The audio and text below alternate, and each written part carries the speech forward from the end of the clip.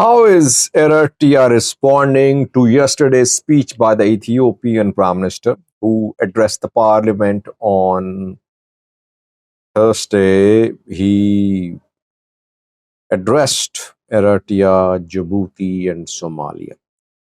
Welcome to my views and news. Thanks for watching the channel. Good to be with you. First story is about Eritrean likely response to Ethiopian PM speech. Secondly, Brigade Nehamedow, which turned into Eritrean Blue Revolution Front, EBRF, to launch a movement to topple Isaias Afwerki government, is going to hold a meeting today.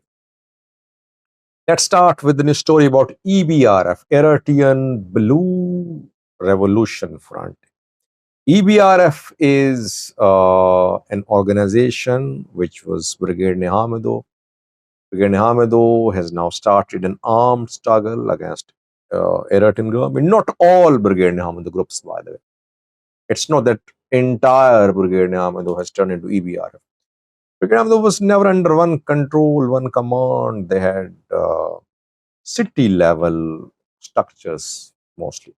So we can say a few Brigade Nehamedow leaders have started the organization called EBRF, and some of them are founders of Brigade Nehamedow, like Bijine Gebresgar.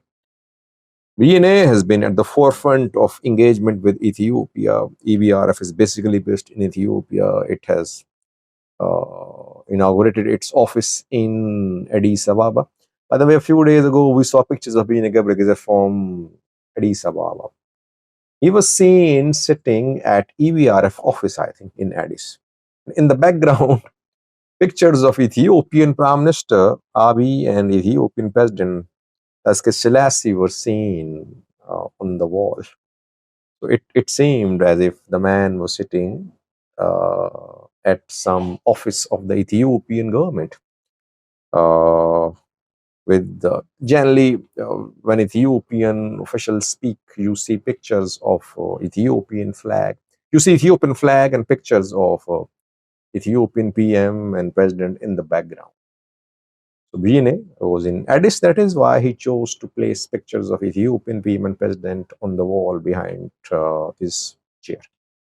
Anyway, in Belgium, EBRF is going to hold a public meeting today. It will be interesting to see what EBRF leaders say in Belgium, because they have launched an armed struggle. Basically, they have they have announced the start of armed struggle against Eritrean government. Will they say that in Europe? Because in some countries of Europe, already Brigade of the people are under pressure. They are being treated as if they're terrorists, which they are not, by the way. And if EBRF says in Europe that it has launched an armed struggle against Eritrean government, will these leaders, EBRF leaders, be allowed to carry out activities in Europe? I don't think so. They can carry out non-violent, peaceful political activities. They cannot recruit people for armed struggle. They'll have to be very careful. They made a mistake last time when they used force after forming Brigade Nehamedow. They attacked Eritrean government-backed festivals. The strategy backfired. The leaders were imprisoned, and they had to stop their attacks, counter protests against Eritrean government-backed gatherings. Now they are working on starting armed movement. They need to be careful again. Eritrean government will be looking to find ways to counter them. And Europe wouldn't like recruitment on its soil for armed struggle against Eritrea. That's my assessment. Maybe I'm wrong. Let's see. How is Eritrea responding to Ethiopian PM's speech of yesterday? The Prime Minister yesterday invited Eritrea for dialogue. He said, we won't fire a single bullet at Eritrea. or at Tigray. We want peaceful solution to problem, but we want access to sea. He sent a message to Eritrea, Djibouti, Somalia, saying that no matter what happens, Ethiopia will gain sea access because it's an issue of sovereignty. Ethiopia cannot be a sovereign country if it does not have sea access. That was a big statement by the Ethiopian yesterday, by the way. He said, we don't want war. But war is not an issue for us. We have some really formidable weapons. But war is evil. We only want talks. We want negotiations. We want sea access through talks. And he offered shares in profit entities. He offered joint use of GERD to Eritrea, Djibouti, Somalia. Question is, how is Eritrea seeing the Prime Minister's offer? Well, I talked to a few people very close to Eritrean government, not part of the government. They say a decision has been made in Eritrea on the highest level that Abiy is unreliable. Abiy cannot be trusted. Abiy must be removed. Before Abiy strikes Isaias, Isaias wants to strike Abiy. Maybe through proxies, through indirect means. But Eritrean government is not ready now to engage with Ethiopian government. Or it is not ready to trust the Ethiopian government. So when Abiy says that he won't fire a single bullet on Eritrea, Eritrea says that this talk of Abiy should never be trusted. In fact, Eritrea is telling the same to TPLF, saying that you trusted Abiy last time. You underestimated Abiy. You miscalculated and you suffered. And by the way, Eritrea was part of Abiy's plan back then. And now again, Abiy is trying to deceive you. So you should not be misled now.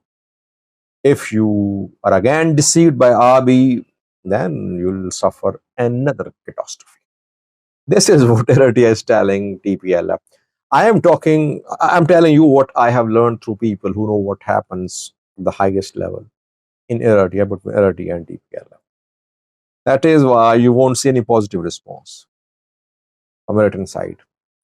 No positive response from TPLF. TPLF wants a restoration of its status, number one.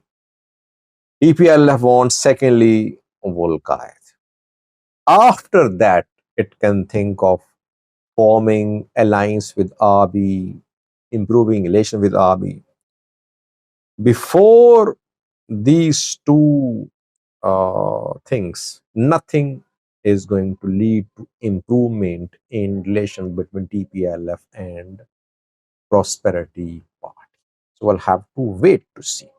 So far, deficit of trust is so high between Eritrea and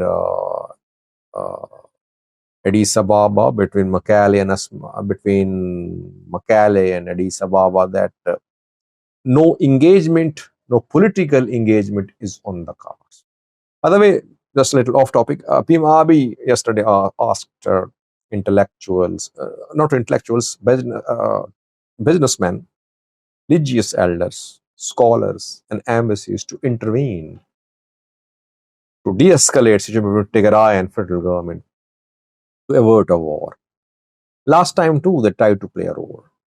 Before 2020 war, several delegations visited Tigray.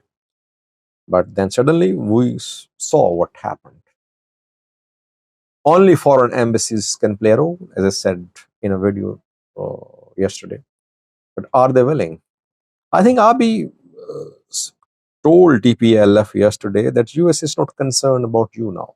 Last time US backed you, US saved you. You were on the verge of destruction. US saved you. Now US is not going to save you. US is not concerned about other wars too. That is why you need to mend your ways. This is what he meant, I think. This is my assessment. So let's see how situation unfolds. Thank you for watching.